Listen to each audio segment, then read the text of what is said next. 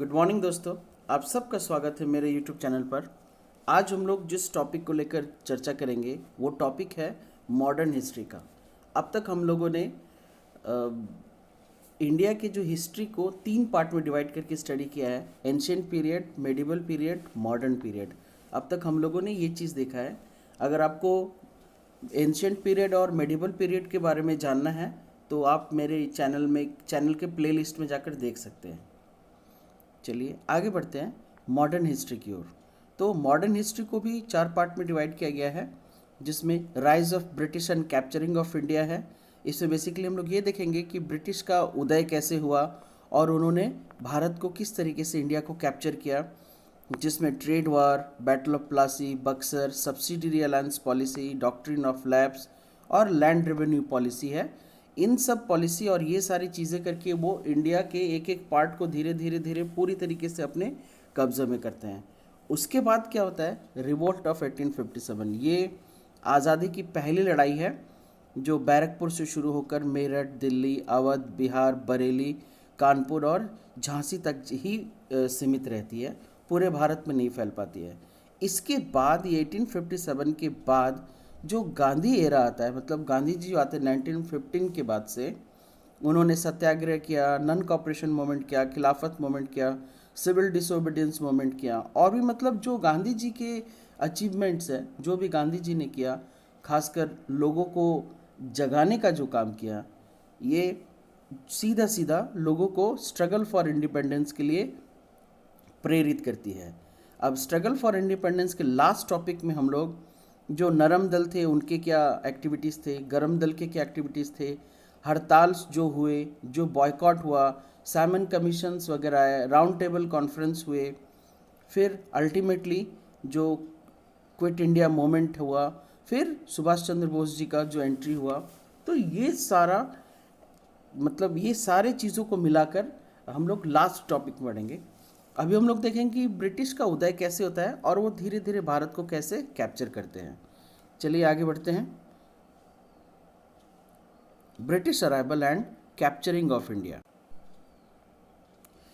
चलिए शुरुआत होगा।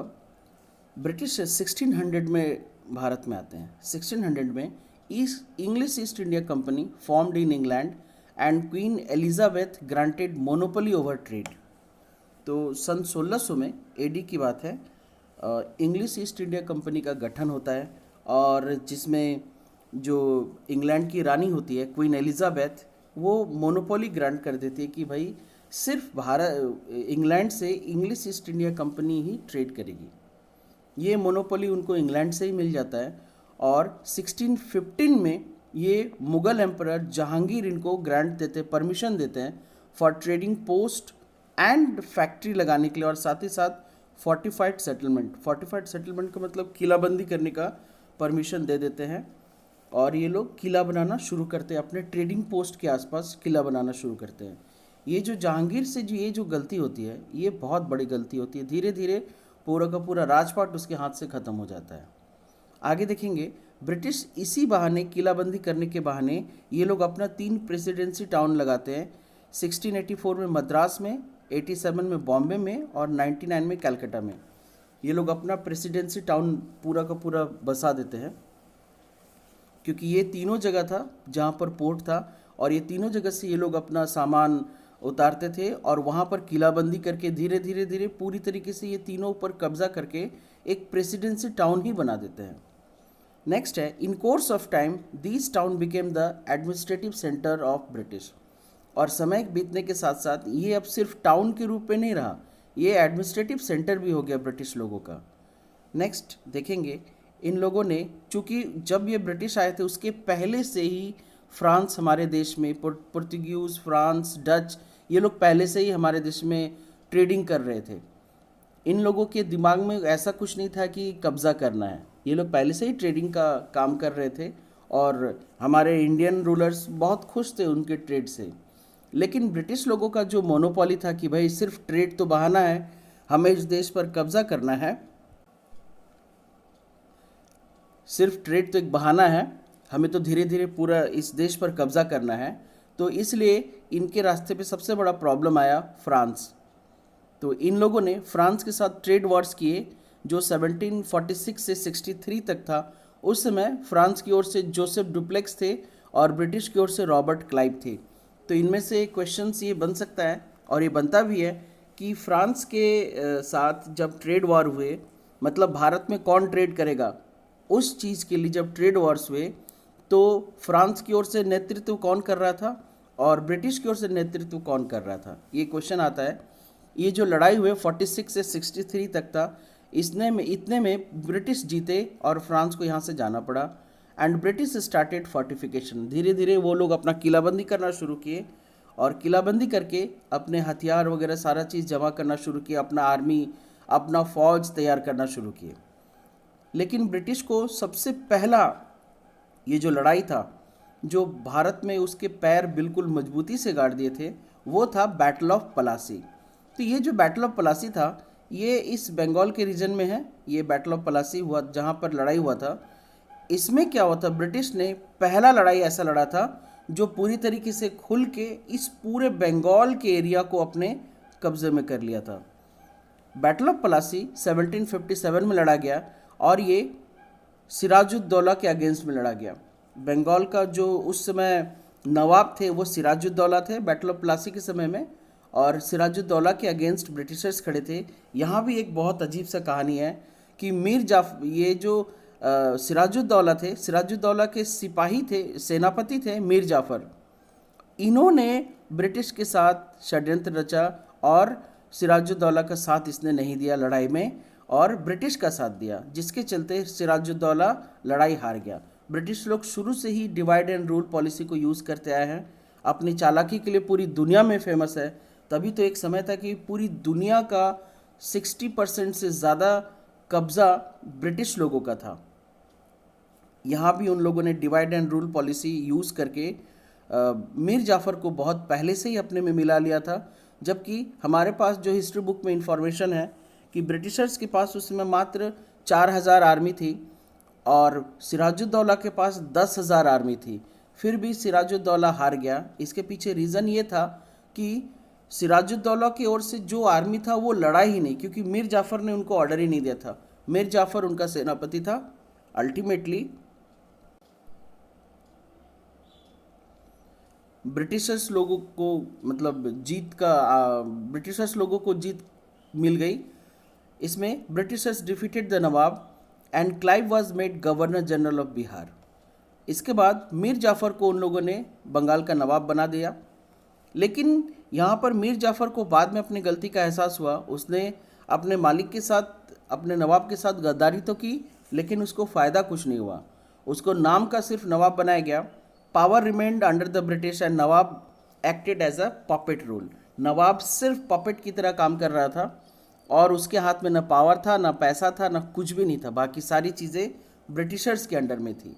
तो बैटल ऑफ पलासी के बारे में बहुत बार क्वेश्चन पूछे जाते हैं कि बैटल ऑफ पलासी कब हुआ, किसके बीच में हुआ और इसकी खासियत क्या थी, नवाब कैसे जीता, नवाब के जीतने का मुख्य कारण क्या था। तो यही था। आई होप आप लोग को बैटल ऑफ पलासी क्लियर हो गया होगा। आगे बढ़ते हैं। जो दूसरी लड़ाई थी, जो ब्रिटिशर्स को भारत में पैर बिल्कुल और मजबूती से जमाने का जो मौका दिया, वो था बैटल ऑफ बक्सर। तो बैटल ऑफ बक्सर, ये जो बक्सर में लड़ाई लड़ा गया वो 1764 में लड़ा गया।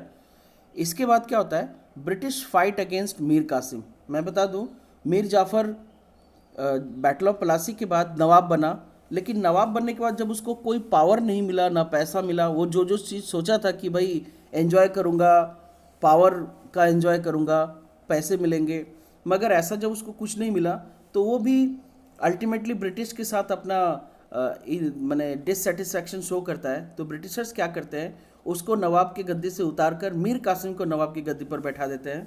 तो मीर कासिम मीर जाफ़र का दामाद था। तो ये इनको लगता है कि शायद नवाब बना देने से सारी पावर और पैसा हाथ में आ जाएगा, लेकिन अल्टीमेटली ऐसा कुछ नहीं हुआ। मीर कासिम को जब नवाब बनाया गया तो मीर कासिम के पास भी सेम वही पपेट की तरह उसको एक्ट करना पड़ा। पपेट रूल ब्रिटिशर्स लोग उसके साथ भी चलाने लगे, जिसमें मीर कासिम बर्दाश्त नहीं किया। मीर कासिम रिवोल्ट किया उनके अगेंस्ट में।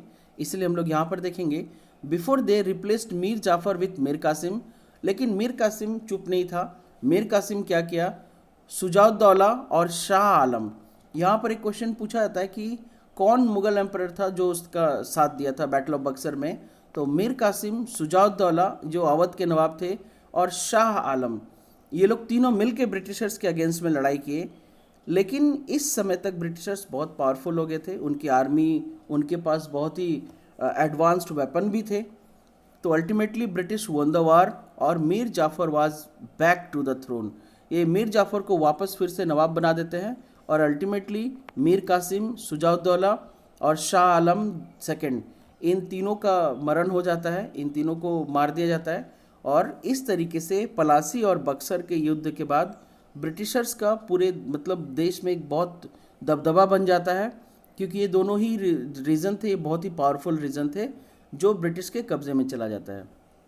अब ब्रिटिशर्स का जो अगला पॉलिसी है, ये 2 जगह जीतने के बाद ब्रिटिशर्स लोग मैसूर की ओर बढ़ते हैं। 1766 से 99 तक एंग्लो मैसूर वॉर्स लड़ाया जाता है। तो मैसूर में उस वक्त बेसिकली टीपू सुल्तान वहाँ के राजा थे, और टीपू सुल्तान के से पहले उनके पिता हैदर अली वहाँ के राजा थे। तो लड़ाई हैदर अली से ही शुरू होता है। ब्रिटिशर्स लोग 4 लड़ाई लड़ते हैं। They fought 4 battles. Hyder Ali died in 1782। Hyder Ali 1782 में उनकी मृत्यु होती है। उनका जो बेटा होता है टीपू सुल्तान, ये इस लड़ाई को जारी रखते हैं। Ultimately Tipu Sultan was also killed in the 4th battle in Seringapatam in 1799 and British capture the Mysore. क्योंकि जो मैसूर वाला एरिया होता है, ये जो दिख रहा है ये पिंक कलर में, ये जो मैसूर का एरिया होता है कर्नाटक में है, ये बहुत ही पावरफुल और सेटल्ड और इस्टेब्लिश्ड किंगडम था। इसलिए चूँकि ब्रिटिशर्स लोग अभी तक तो बंगाल को जीत लिए थे, बिहार को जीत लिए थे बक्सर के बाद, अब मैसूर की बारी थी। तो इस तरीके से ये लोग जो पावरफुल किंगडम थे उन पर अटैक करके एक एक करके उसको कब्जे में कर रहे थे। तो ये क्वेश्चन यहाँ से बहुत बार बनता है कि एंग्लो मैसूर वॉर कब हुए, 1766 से 99, और ये बहुत बार भी पूछा गया टीपू सुल्तान को कब हराया गया, तो 4th बैटल ऑफ सेरिंगपत्तनम में जो 1799 में हुआ, और अल्टीमेटली ब्रिटिशर्स लोग मैसूर पर अपना कब्जा कर लिए। इसके बाद ब्रिटिशर्स लोग मराठाओं पर कब्जा करते हैं, जो 1775 से 1818 तक चलता है। इस समय तक मराठाओं का बहुत अच्छा दबदबा रहता है, मगर सबसे बड़ा प्रॉब्लम ये होता है कि मराठा आपस में इतना ज़्यादा लड़ाई करते हैं कि ये आपस में ही बहुत कमज़ोर रहते हैं। सिर्फ नाम का, दिखावे का इनके पास किंगडम रहता है, और इसी बात का फ़ायदा ब्रिटिशर्स लोग उठाते हैं। Continuously they fight between British and Marathas, and British gain control over the Marathas. Maratha लोगों का ये जो महाराष्ट्र के इधर वाले एरिया है, ये लगभग बहुत सारे जगह पर, ये जो पिंक कलर में दिख रहा है, ये सब पहले मराठा के अंडर में था। तो जो उनके किंग्स थे वो बहुत ही कमज़ोर थे और आपस में इतनी ज़्यादा लड़ाई लड़ते थे। तो ब्रिटिशर्स लोग धीरे धीरे करके पूरे मराठा के अंडर जो भी जगह था, उन सब पर ब्रिटिशर्स लोग अपना कब्जा कर लेते हैं। इसके बाद हम लोग देखेंगे, अब इसके बाद ब्रिटिश बढ़ते हैं एंग्लो सिख वॉर। ये पंजाब का एरिया है जो महाराजा रंजीत सिंह के अंडर में आता है, और they fought against under Ranjit Singh and British captured the Punjab also. तो ये सिख वाला एरिया भी ब्रिटिशर्स के अंडर में आ जाता है। एंड अल्टीमेटली हम लोग देखेंगे बंगाल से लेकर, बिहार से लेकर, मैसूर से लेकर, महाराष्ट्र से लेकर, अब ये पंजाब भी इनके कंट्रोल में आ जाता है। इस तरीके से अब लगभग जितने भी मेन जगह थे वो सारा ब्रिटिशर्स के अंडर आ जाता है। अब ब्रिटिशर्स के अंडर में आने के बाद बेसिकली ये जो हैदराबाद का एरिया है, ये आंध्र प्रदेश हैदराबाद का एरिया है, वहाँ पर निज़ाम लोग रहते थे। ये निज़ाम शुरू से ही ब्रिटिशर्स के साथ मतलब मिले हुए रहते थे। ये कभी ब्रिटिशर्स के अगेंस्ट गए नहीं, जो उनका आदेश रहा उसको पालन किया, इसलिए इधर लड़ाई लड़ने की ज़रूरत ही नहीं पड़ी ब्रिटिशर्स को। और ग्वालियर के होलकर्स और भी बहुत सारे राजपूत फैमिली थे जो देखकर समझ गए कि हम ब्रिटिशर्स से लड़कर जीत नहीं सकते, तो वो लोग ब्रिटिशर के साथ संधि कर लेते हैं, और अल्टीमेटली इस तरीके से पूरे भारत पर ब्रिटिश का कब्जा हो जाता है। अब ब्रिटिशर्स का जब कब्जा हो जाता है तो अब यहाँ पर ब्रिटिशर्स लोग कुछ पॉलिसीज़ लेकर आते हैं जो धीरे धीरे पूरी तरीके से ब्रिटिशर्स का दबदबा को और बढ़ाते हैं। वो 1798 से 1805 तक एक सब्सिडरी अलायंस पॉलिसी ब्रिटिशर्स लेकर आए। इसके पीछे रिचर्ड वेलेस्ली रहते हैं। बेसिकली सब्सिडरी अलायंस पॉलिसी को लाने का श्रेय जाता है रिचर्ड वेलेस्ली को। तो सब्सिडरी अलायंस पॉलिसी क्या रहता है, ज़रा से इसको समझना होगा। ये बहुत बार स्टूडेंट्स के क्लास का क्वेश्चन भी है, सब्सिडरी अलायंस पॉलिसी अल्टीमेटली है क्या। तो Indian rulers had to maintain British troops, मतलब जितने भी भारत के राजा हैं उनको ब्रिटिश की आर्मी को ही मेंटेन करना होगा, वो अपनी आर्मी नहीं रख सकते। Indian rulers could not fight war with each other. एक चीज़ और है कि इंडियन रूलर्स जितने भी हैं वो आपस में या अपने पड़ोसी राज्य पर किसी प्रकार का हमला या लड़ाई नहीं करेंगे। और वैसे भी जब आर्मी ही आपकी अपनी नहीं होगी, वो ब्रिटिश की आर्मी होगी, तो आप लड़ाई कहाँ से लड़ोगे। सेकंड थिंग नेक्स्ट है कि all the expenses made by the local ruler, मतलब आपके पास आर्मी तो रहेगा लेकिन सारा खर्च आप ही को उठाना होगा, लेकिन वो आर्मी रहेगी ब्रिटिश की। और हर राजा के कोर्ट में ब्रिटिश ऑफिसर की पोस्टिंग होगी जो राजा के हर काम काज का देख रेख करेगा। आप आसपास में लड़ाई नहीं लड़ सकते हो, किसी पे हमला नहीं कर सकते हो, किसी पे कब्जा नहीं कर सकते हो। और आपका अपना आर्मी नहीं होगा, वो ब्रिटिश सरकार की आर्मी होगी। और आपके ऑफिस में, आपके कोर्ट में ब्रिटिश ऑफिसर्स रहेंगे देख रेख करने के लिए, सुपरवाइज करने के लिए। And Indian rulers could not have their own army. सीधी सी बात है, यहाँ पे हम लोगों ने पहले ये डिस्कस कर लिया। तो ये सब्सिडरी अलायंस पॉलिसी ऐसा था कि ज़्यादातर इंडियन रूलर्स को ये चीज़ पसंद नहीं आया, लेकिन कर भी क्या सकते थे, उसमें ब्रिटिश इतना पावरफुल थे कि आपको उनका आदेश को मानना ही पड़ेगा। जो नहीं माने रिवोल्ट किए, अल्टीमेटली रिवोल्ट ही किए। तो और इसमें कुछ और भी था कि सब्सिडी अलायंस पॉलिसी में कि अगर आप ब्रिटिश सरकार को जो टैक्स या रेवेन्यू फिक्स हो रहा है अगर वो नहीं दे पाते हो, तो आपके राज्य का एक कोई भी एरिया को एज अ पेनल्टी के रूप में ब्रिटिश सरकार अपने कब्जे में कर लेगी। तो ये भी सब्सिडी अलायंस पॉलिसी का ही एक पार्ट था। चलिए नेक्स्ट में बढ़ते हैं। दूसरा पॉलिसी ब्रिटिश सरकार जो लेकर आई वो था डॉक्ट्रिन ऑफ लैप्स। तो डॉक्ट्रिन ऑफ लैप्स लाने का पूरा श्रेय डलहौजी को जाता है। इन्होंने एक बड़ा ही अलग और अजीब सा रूल लेकर आए थे। ये पॉलिसी कैसा था कि अगर कोई इंडियन रूलर मर जाता है बिना किसी नेचुरल मेल हायर के, मतलब उस समय बहुत सारे राजाओं का जो पुत्र संतान नहीं होती थी, तो वो लोग क्या करते थे, किसी पुत्र को गोद ले लेते थे और उसको राज्य का उत्तराधिकारी घोषित कर देते थे। तो ब्रिटिश सरकार ने बोला कि ऐसा नहीं होगा, अगर वो आपका अपना बच्चा है तो ही उसको माना जाएगा, otherwise territory would be annexed by British. Otherwise वो जो आपका राज्य है वो ब्रिटिश सरकार के अंडर मान लिया जाएगा। और इस प्रकार सतारा, नागपुर, झांसी को ब्रिटिश सरकार ने अपने कब्जे में कर लिया। इसके बाद ये हम लोग देख रहे हैं इतने सारे पॉलिसीज़ को लगाकर कि लगभग भारत के सभी हिस्सों पर ब्रिटिश सरकार का कब्जा हो गया। इसके बाद ब्रिटिश सरकार अपना एडमिनिस्ट्रेशन शुरू करती है।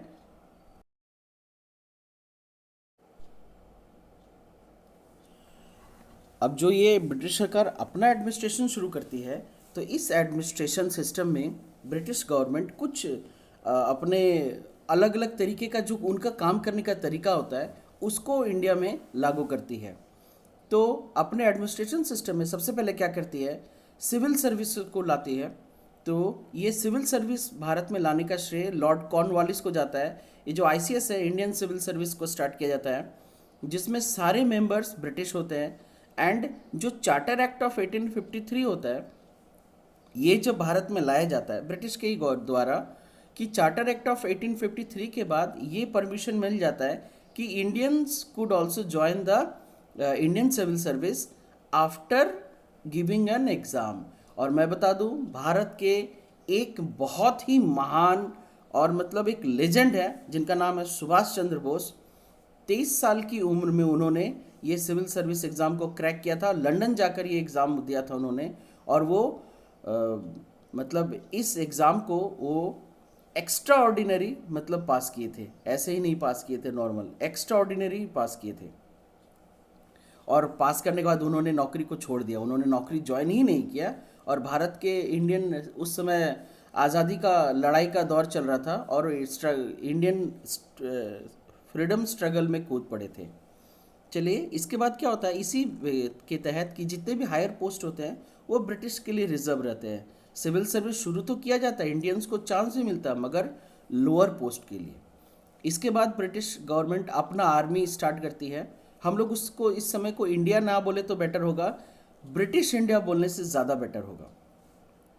आर्मी में क्या होता है, sepoys were as the lower post, they live in cantonments, they get low salary, they have to be loyal to British, जाहिर सी बात है, and they have to go outside the country to fight, और they have no or very less promotion. मतलब इनके जो army के जो सेपॉइज थे उनके पास प्रमोशन के चांसेस बहुत कम थे, सैलरी कम थी, और उनको देश के बाहर भी जाना पड़ता था लड़ाई लड़ने के लिए, और सबसे बड़ी बात है उनको ब्रिटिश सरकार के प्रति लॉयल्टी दिखानी होती थी। तो इस प्रकार दो सेवा स्टार्ट हुआ, सिविल सर्विस और आर्मी। इसके बाद इन्होंने पुलिस का सेवा भी शुरू किया। तो पुलिस का सेवा के पीछे उनका क्या मकसद था, क्या तरीका था, each district were divided into various stations, वो जिसको हम लोग पुलिस स्टेशन कहते हैं, एंड ईच थाना वाज हेडेड बाय ए दारोगा और head constable who directly report to the SP and SP reports to the DM जिसको डिस्ट्रिक्ट मजिस्ट्रेट कहते हैं। ये सिस्टम उस समय से ही था। तो इसके बाद पुलिस सिस्टम भी शुरू किया गया। पुलिस सिस्टम शुरू करने से क्या हुआ, लोकल प्रॉब्लम्स को हैंडल किया जा सकता था। आर्मी तो खैर आउटसाइडर्स के लिए था ही, और ICS था, ICS लेवल का एक मैंने ऑफिसर्स का मतलब है जो एडमिनिस्ट्रेशन को सही ढंग से मजबूत करके रख सके, क्योंकि इंडिया बहुत बड़ा था और इतना वास्ट टेरिटरी को अगर सही ढंग से चलाना है तो एडमिनिस्ट्रेशन सिस्टम को मजबूत करना होगा। नेक्स्ट है जुडिशियल एडमिनिस्ट्रेशन। ब्रिटिश सरकार ने अपना जुडिशियल एडमिनिस्ट्रेशन को भी बहुत मजबूत रखा था, जिसमें इन्होंने rule to law and equality before law, ये इन लोगों ने ये स्लोगन देकर इंडिया में जुडिशियल एडमिनिस्ट्रेशन शुरू किया कि मतलब कानून का राज होगा, और बिफोर लॉ मतलब लॉ के आगे सब इक्वल होंगे, ये स्लोगन था। जिसमें अदालत were established and courts were made at Calcutta, Madras and Bombay. तो ये क्वेश्चन बनता है कि भारत में सबसे पहला कोर्ट कहाँ बना था, तो वह कलकत्ता बना था, फिर मद्रास में, फिर बॉम्बे में बना था। एंड एट लोकल लेवल में डिस्ट्रिक्ट कोर्ट थे, रजिस्ट्रार कोर्ट थे और सबऑर्डिनेट कोर्ट थे। मतलब लोकल लोगों का अगर कोई किसी तरह का प्रॉब्लम हो तो उसका solution district court, registrar court और सबऑर्डिनेट कोर्ट में जाकर होगा। तो इस तरीके का judicial system, judicial administration system British सरकार लेकर आई।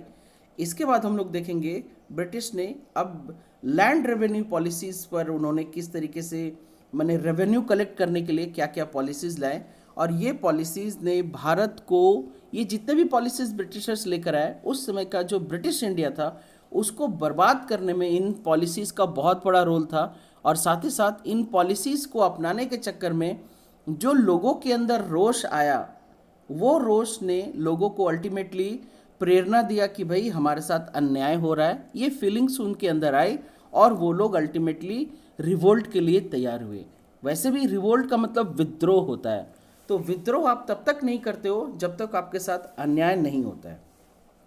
चलिए देखते हैं परमानेंट सेटलमेंट ऑफ बंगाल। ये लैंड रेवेन्यू कलेक्शन पॉलिसी था। तो 3 पॉलिसी ब्रिटिश लेकर आई थी, परमानेंट सेटलमेंट, रैयतवारी सिस्टम और महालवारी सिस्टम। हम लोग तीनों के बारे में एक एक करके पढ़ेंगे और समझेंगे।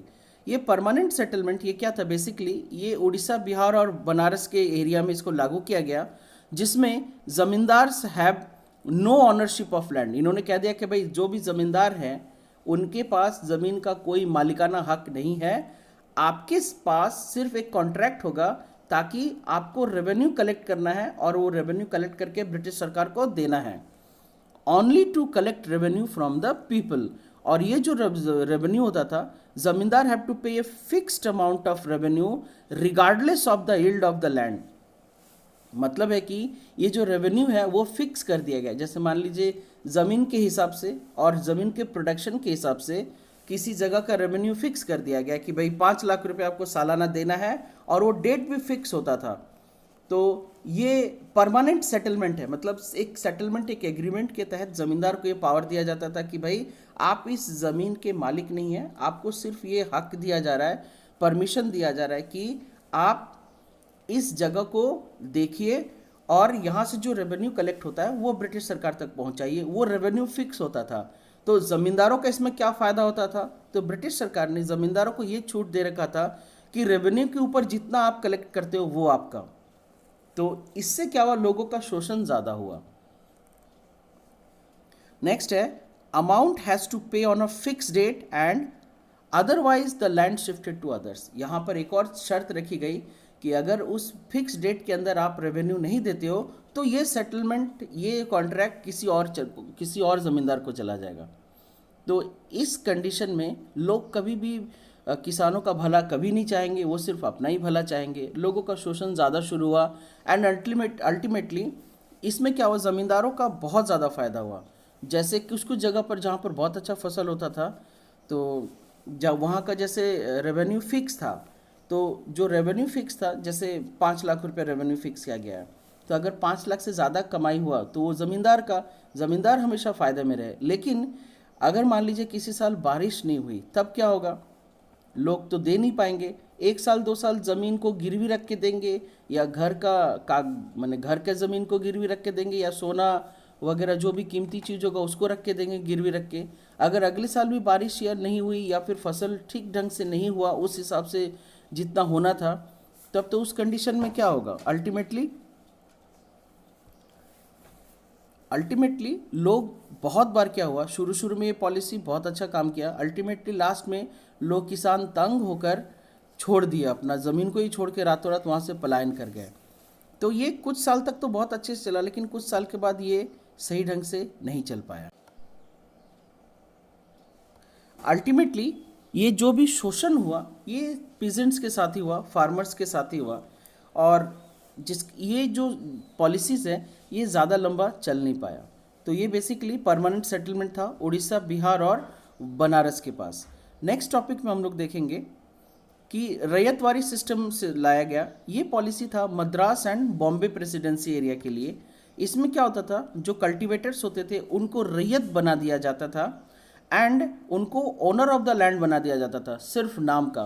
क्यों? क्योंकि they have to pay the half of the earning as a tax to British, कि फसल का जितना भी प्रोडक्शन होगा उसका हाफ ब्रिटिश को देना होगा। और ये जो टैक्स है ये हर 20 साल के बाद रिवाइज होगा। अगर आप टैक्स पे नहीं कर पाते हो तो जो रैयत या एग्रीमेंट आपको दिया गया है वो किसी और को दे दिया जाएगा। तो यहाँ भी सेम वही सिस्टम था। लोग 1 साल 2 साल 3 साल 4 साल 5 साल तो बहुत अच्छे से मैंने चलाए जब बारिश अच्छी हुई। लेकिन जब बारिश अच्छी नहीं हुई, क्योंकि इंडियन एग्रीकल्चर पूरी तरीके से बारिश पर ही डिपेंड करती है, जब बारिश अच्छी नहीं हुई तब कहाँ से चलेगा? तो अल्टीमेटली लोगों को ज़्यादा फ़ायदा नहीं हुआ, अल्टीमेटली लोगों का शोषण ही हुआ इसके तहत। नेक्स्ट वाला जो पॉलिसी लाया गया था वो था महालवारी सिस्टम। ये बेसिकली पंजाब और नॉर्थ वेस्ट के आसपास के एरिया में किया गया। इसमें क्या होता था? वन लैंडलॉर्ड या हेड को चूज़ किया जाता था उस गांव से, जो रिप्रेजेंट करते थे उस गांव को, एंड द हेड और the landlord collect the tax from the village to the collector और लंबरदार। मतलब वो जो टैक्स कलेक्टर होते थे उनको लंबरदार का टाइटल भी मिला था। इनका काम होता था टैक्स कलेक्ट करना, and tax was fixed and revised after time interval. Tax भी फिक्स होता था जो समय समय के साथ रिवाइज भी किया जाता था।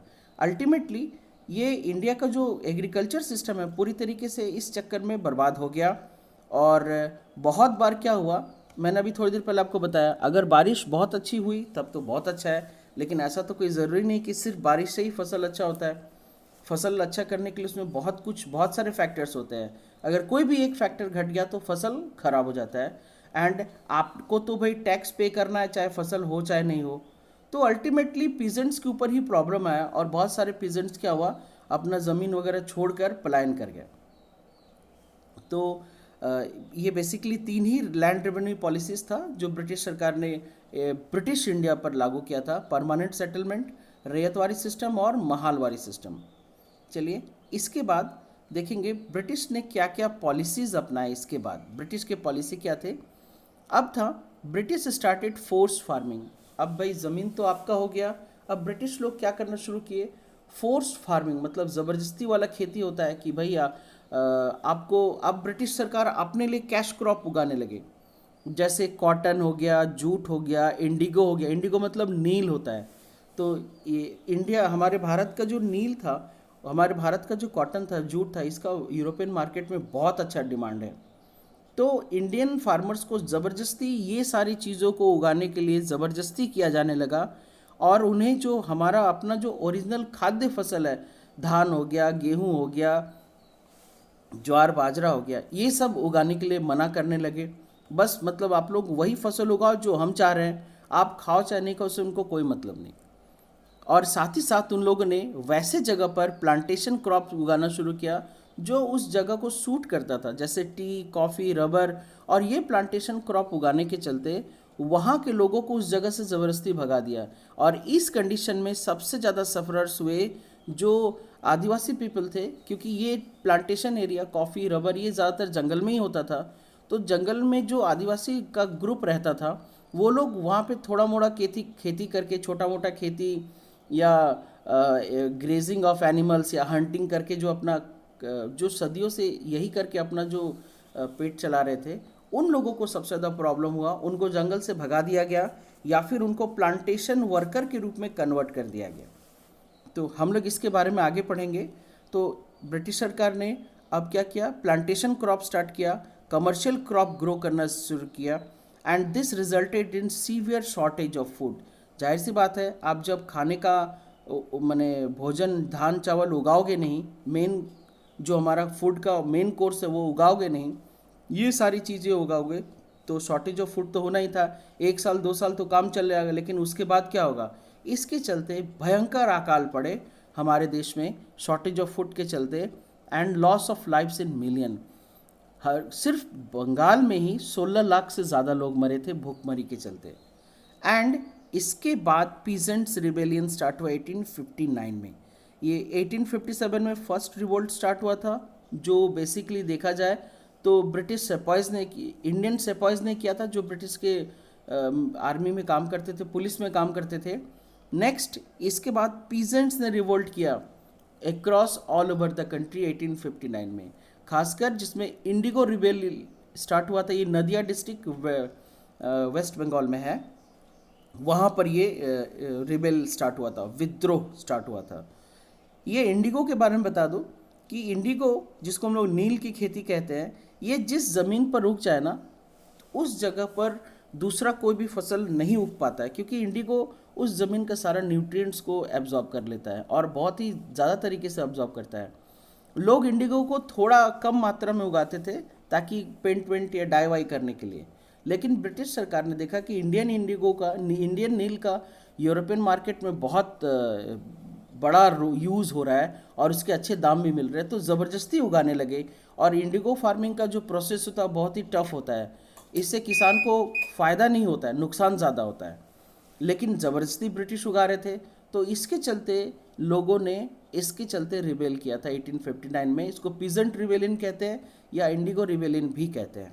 तो ये था शुरुआत रिबेलियन का, एंड अल्टीमेटली इस तरीके से धीरे धीरे धीरे ब्रिटिश सरकार ने पूरे इंडिया पर कब्जा कर लिया, और कब्जा करके अपने पॉलिसीज़ को लेकर आए। ये जो मैप मैं दिखा रहा हूँ, इस मैप में क्या है, ये जो पिंक कलर में है ये ब्रिटिश इंडिया है, ये जहाँ जहाँ पिंक कलर है यहाँ पर सब जगह ब्रिटिश का कब्जा है। इसके बाद हिंदू स्टेट्स हैं, ये जो येलो कलर है ये हिंदू स्टेट्स हैं, और जो ग्रीन कलर है ये मुस्लिम स्टेट है, यहाँ पर निज़ाम रहते थे। ये छोटे छोटे जगह पर मुस्लिम्स लोगों का कब्जा था, मुस्लिम स्टेट्स थे। और ये तो मेन रोड दिख रहा है, ये मेन रोड है, खासकर यहाँ से यहाँ तक, और ये यहाँ से यहाँ तक, बेसिकली पोर्ट को जोड़ने के लिए। तो इस तरीके से हम लोग देख सकते हैं पूरे इंडिया पर ब्रिटिश का कब्जा हो गया था, और अपने मनचाहे पॉलिसीज़ को लेकर आ रहे थे। और इन सभी पॉलिसीज़ का सिर्फ एक ही मकसद था कि ज़्यादा से ज़्यादा इंडिया के रिसोर्स को चूस लिया जाए और अपने लंदन में भेज दिया जाए। यही उनका मेन मकसद था। इंडिया के डेवलपमेंट से उनका कोई मकसद नहीं था, किसी प्रकार का कोई कनेक्शन नहीं था। चलिए आज का वीडियो को यहीं पर समाप्त करते हैं। आई होप ब्रिटिश ने किस तरीके से भारत पर कब्जा किया और कैसे कैसे भारत पे अपना एडमिनिस्ट्रेशन का विस्तार किया, आई होप मैं आप लोग को समझाने में कामयाब हो सका हूँ, या फिर ज़रा सा भी हुआ हो तो मुझे लगता है आप लोग को समझ में आया होगा। अगर आप किसी तरह का सजेशन देना चाहते हैं तो कमेंट बॉक्स में लिख के आप मुझे भेज सकते हैं। चलिए, आप लोगों ने इतना कीमती समय दिया, इसके लिए बहुत बहुत धन्यवाद। बहुत जल्द मिलते हैं इसके अगले पार्ट में, दूसरे वीडियो में। तब तक के लिए अपना ख्याल रखिए। धन्यवाद।